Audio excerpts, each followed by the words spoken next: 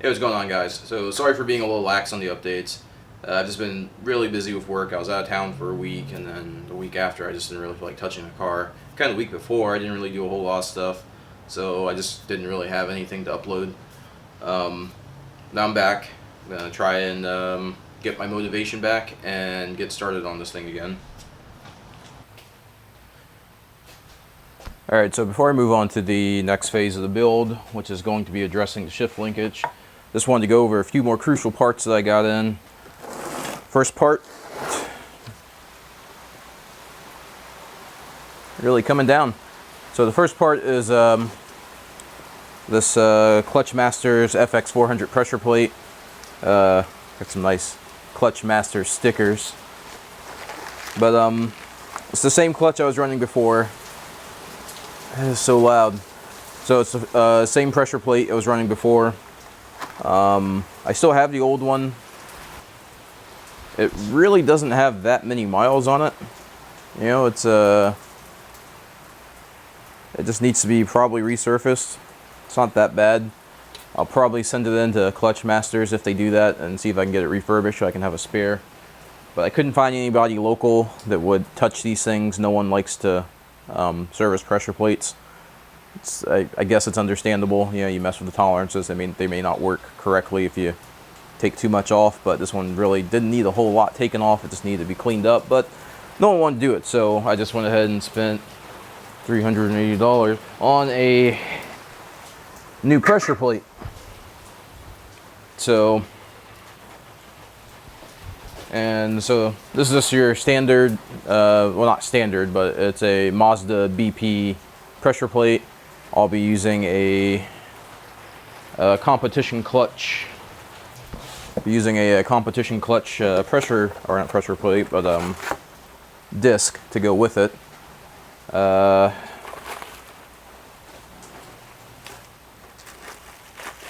only reason why I went with competition clutch was because I could just buy these like without having to contact Clutch Masters. Clutch Masters, ordering individual parts like that, they tend to not want to do that for your standard consumer. You have to go through a retailer, and you go through a retailer, of course it's going to cost more money. So anyways, that's what I had to do with this. I had to contact someone that dealt with Clutch Masters because Clutch Masters would not answer any one of my fucking emails. So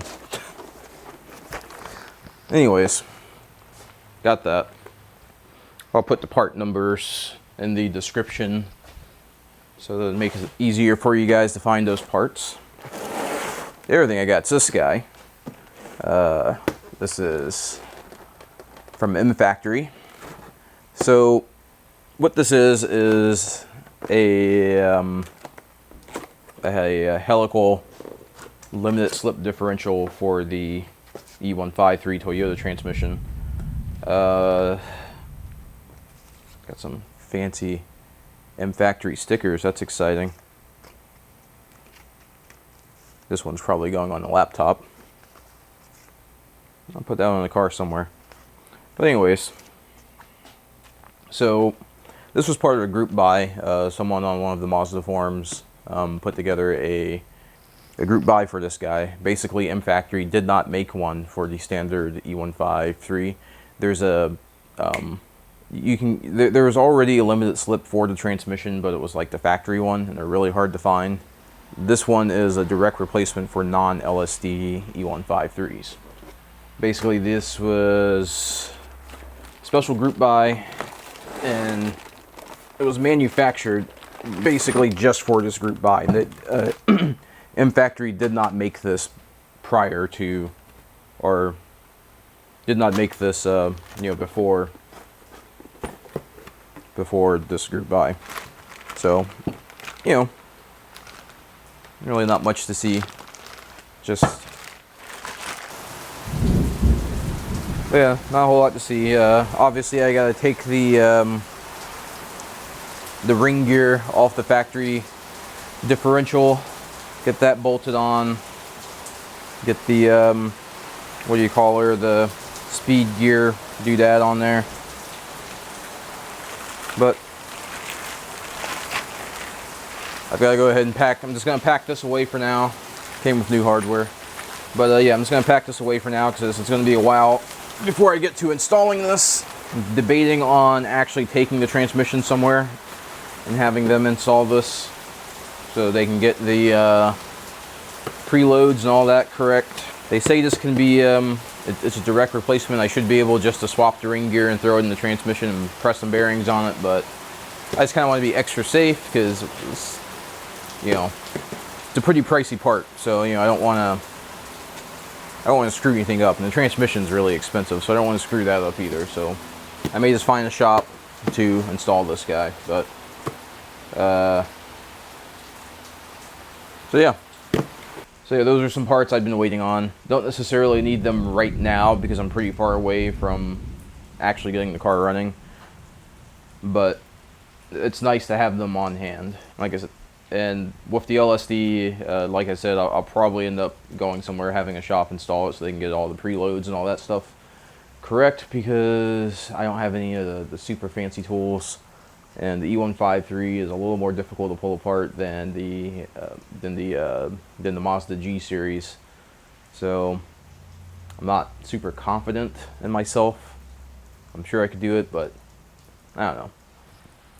I've got so much money invested in it at this point that I don't want to, you know, hurt anything. So yeah, the rest of this video is going to be addressing the shift linkage and getting the shifter mounted. So I gotta clean the garage up a little bit. Alright, so yeah, I gotta get the garage cleaned up just a little bit because it's kind of a pain in the ass to work in here when everything's in the way. Goddamn humidity, man. Pain in the ass. So I think first thing I'm gonna do is I'm gonna get in here. Yeah, I'm gonna get in here and remove this passenger seat so I have a little more room to work. Probably don't really need to, but it's only 4 bolts and it'll make things a little more comfortable. Yeah, so I'm gonna go ahead and do that. I'll check back in with you guys once I get that far. And hopefully the lens will have warmed up and stop giving me that soap opera foggy look. Alright, so before I start punching any holes in the car, I'm gonna go ahead and I'm gonna get the shift linkage attached to the shifter and get a rough idea of what type of clearance or what route I'll have to take to run this.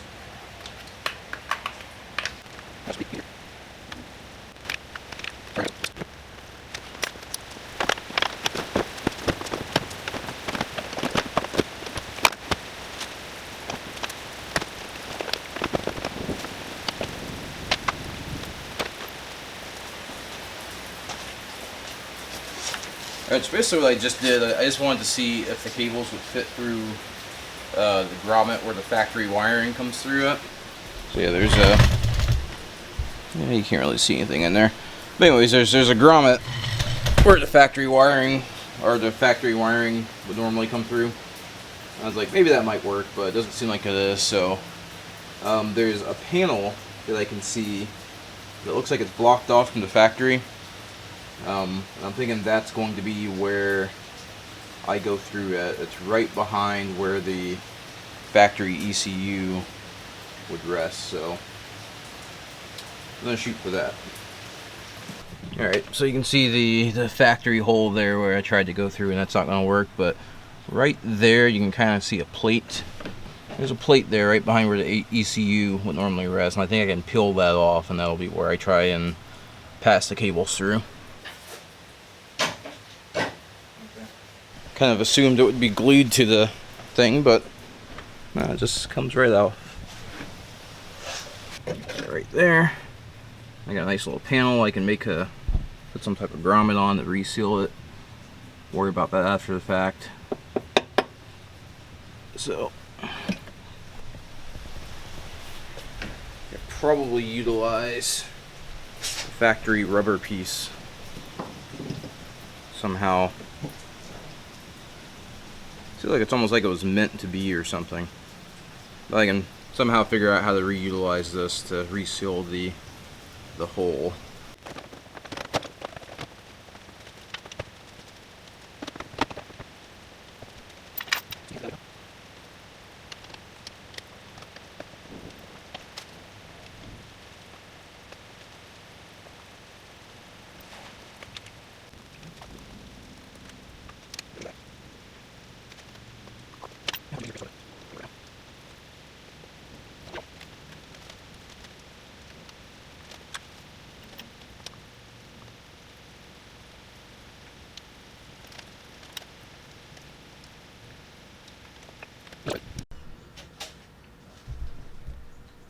didn't have an extra one of these, so well, it's not really an extra. It's the one that I need. I have to go order one from somewhere. But I went ahead and I fabricated it up as kind of like a temporary little clip to kind of hold that in place, hopefully.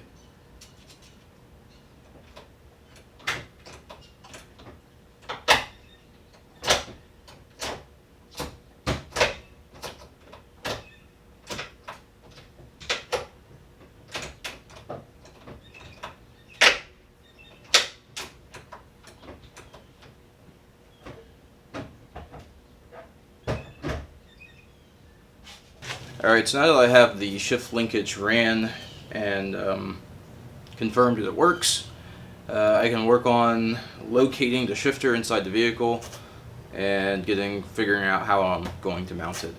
Probably was making like an adapter plate that bolts to the factory location that the new shifter then bolts on top of. It's probably the easiest way to do that. Alright, so I'm also going to have to try and figure out just how much of this needs to be trimmed, because that base is pretty massive. I don't need the whole thing.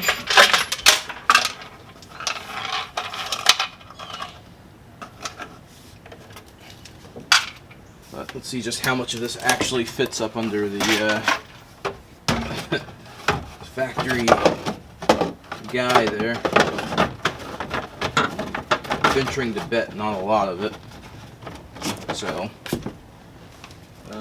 yeah. So it's going to take some trimming.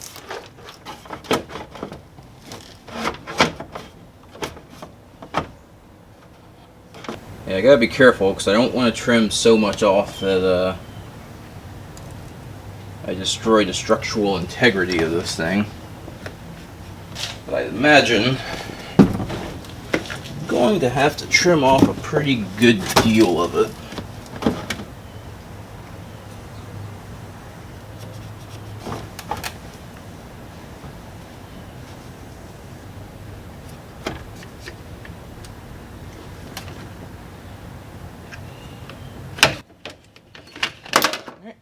Do some trimming.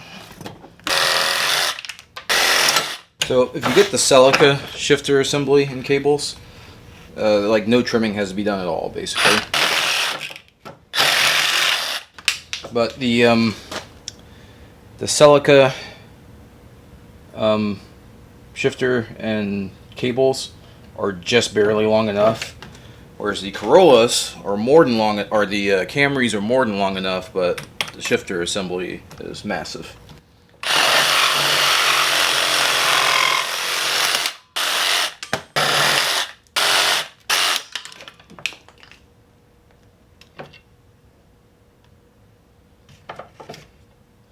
See if that fits.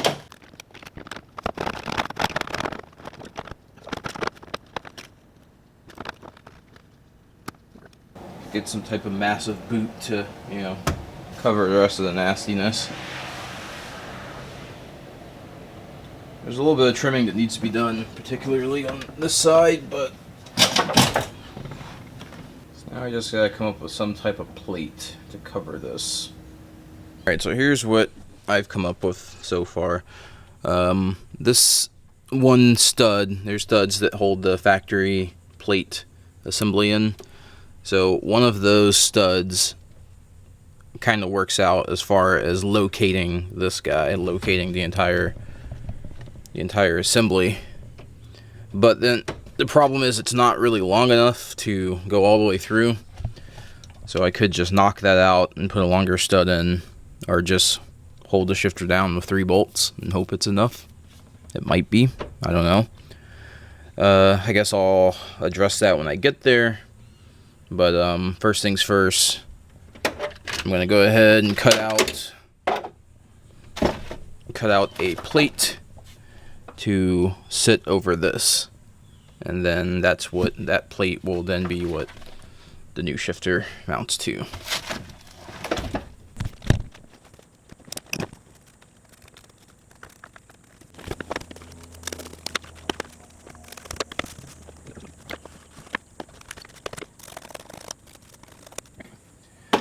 And you know the routine, so once I get this cut out, I'll cut back and move on to the next step. You've already seen me do this 10 billion times already.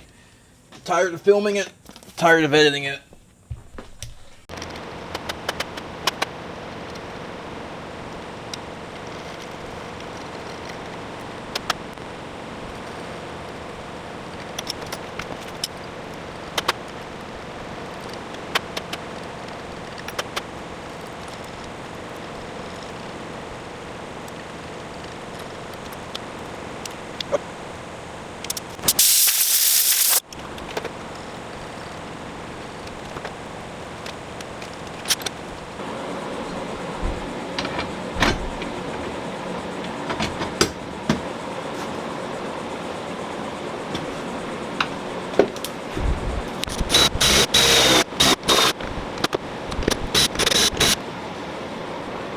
Didn't think that through.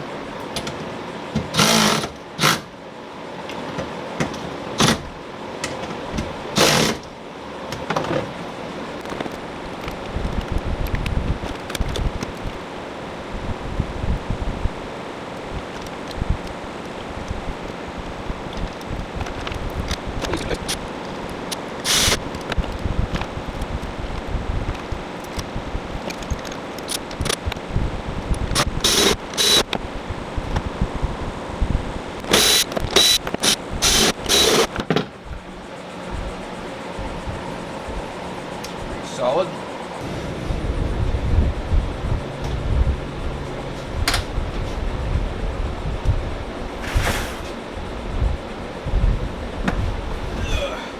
Gonna have to find a better shift knob. This guy's pretty gross.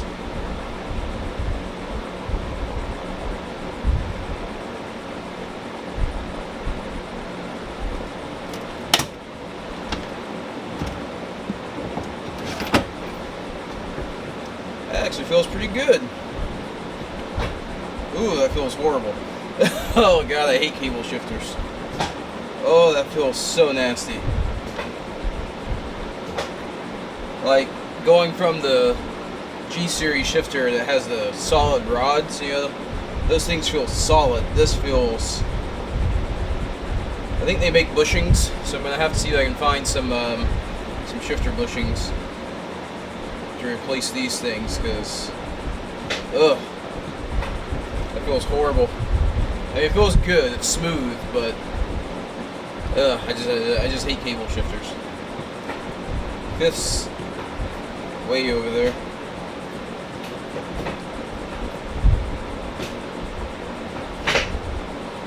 Reverse.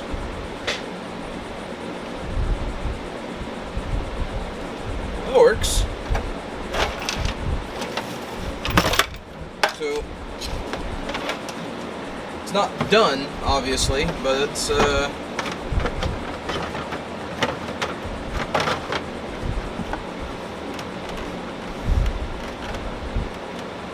something over here that's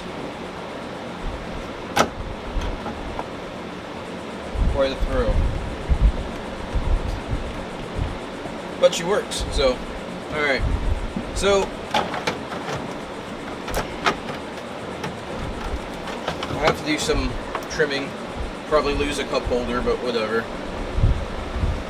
Cup holders don't work anyways. Alright, so here's what I'm working with as far as the Firewall gasket goes. This is from the Toyota, this is from the Camry. This is what the shift cables pass through, or this is the gasket for the pass through for the Camry. It was like a weird multi-plate. There was like a plate on the outside, a plate on the inside, yada yada yada. Anyways, this is the plate that covers the Escort. Normally what this the pass-through in the Firewall that I'm using is for the automatic transmission shift linkage, and so obviously it's a manual. There's no shift linkage there. But anyways, this is used to block off the pass-through for the automatic transmission pass-through. I'm going to try and combine the two to make a kind of gasket bulkhead doodad. So there's two sides to this, or two emboss sides. So this side lines up almost perfectly, or the horizontals or the vertical parts of this. The fuck? Jesus Christ. So anyways, the verticals are almost the exact width of the opening in the firewall of the Escort, so that works out. So I figure what I can do is I can cut a hole in this that matches this, so that this holds this gasket together like it's supposed to. I should have a pretty airtight pass-through. I don't know if I explained that very well, probably not. So, but anyways, in order to get a copy of this surface, I just went ahead and sprayed some black spray paint on it and then stamped it. So now I have a decent recreation of that shape. So the hard part is going to be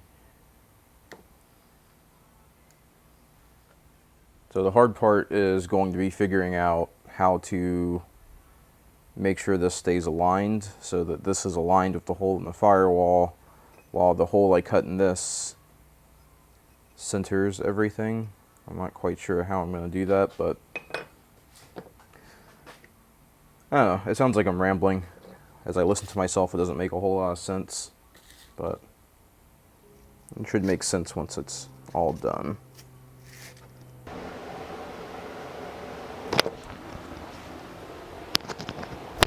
Alright, so I just want to make sure everything lines up correctly. So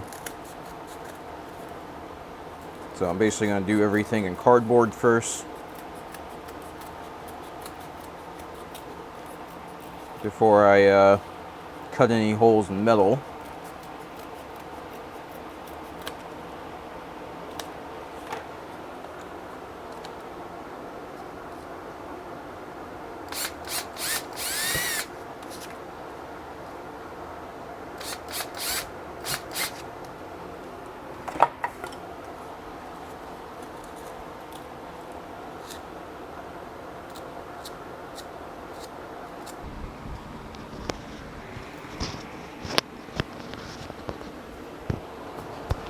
Alright, so I've got the template cut out. I've made sure it fits in the car, fits perfectly.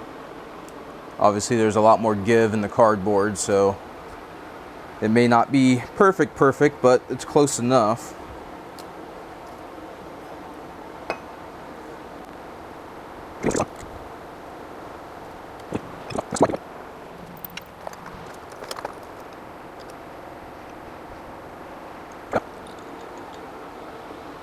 Battery's still about to die because I never changed the battery.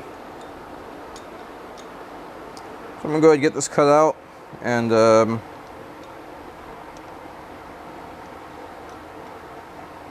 see how good of a fit she is.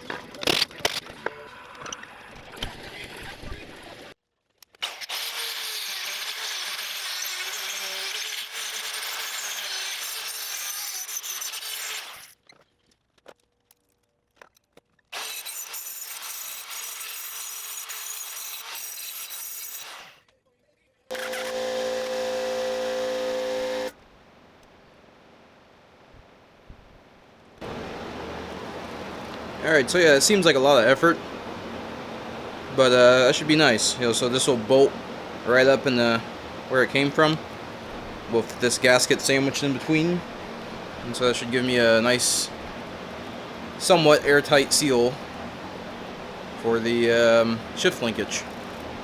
So hopefully the shifter ends will fit through this, and we'll have a nice little deal there. Alrighty, let me turn down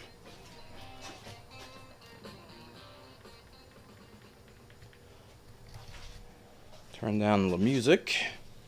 Okay, so I got that plate in. Sorry about the shaky cam, no auto stabilization with this lens. But yeah, you can see the rubber piece in there. It's not as clean as I hoped it would be. But you know, it'll pass tech inspection, that's the important part. All holes in the firewall have to be plugged. But yeah, you can see the grommet there. Kind of a, there we go, focus. Yeah, so you can see the grommet. You can see the, alright, so yeah, you can see the little grommet there. It's not perfect, but like I said, it'll pass tech inspection. It's a closed hole. But yeah, so yeah, we got shift linkage, all that stuff done. So now I get to pull it all back apart, paint the plate, and yada yada yada. You know the routine. Put it together, take it apart, put it back together, take it apart.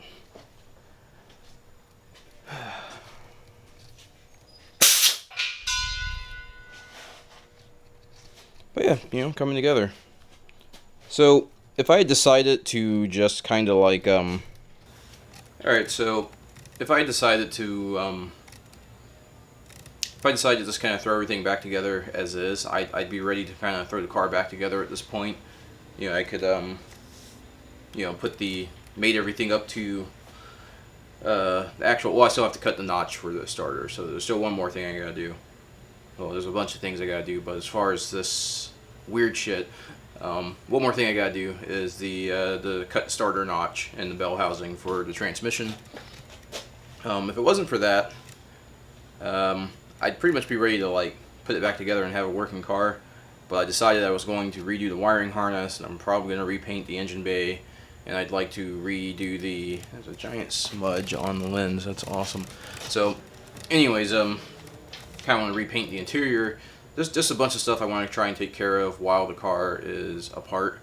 You know, my soft goal of being done by September probably isn't going to happen. It's not realistic at this point. It's August 3rd or 4th, can't remember. So yeah, September isn't going to happen. I'm not going to try to push. Fucking mosquitoes. God damn it, in a minute the sun goes down. So yeah, I'm not even going to push for that. So November was my hard goal. I know it's a pretty big gap. But anyways, alright, so there's another thing I can go ahead and knock off the list. Shifter assembly's done. Oh, it's working. I still need to paint the plate and clean some stuff up and all that type of stuff. So yeah, I think that's about it for tonight anyways. It's super hot. It's pretty late. Sunday afternoon. I'm going to go in and relax. So, till next time.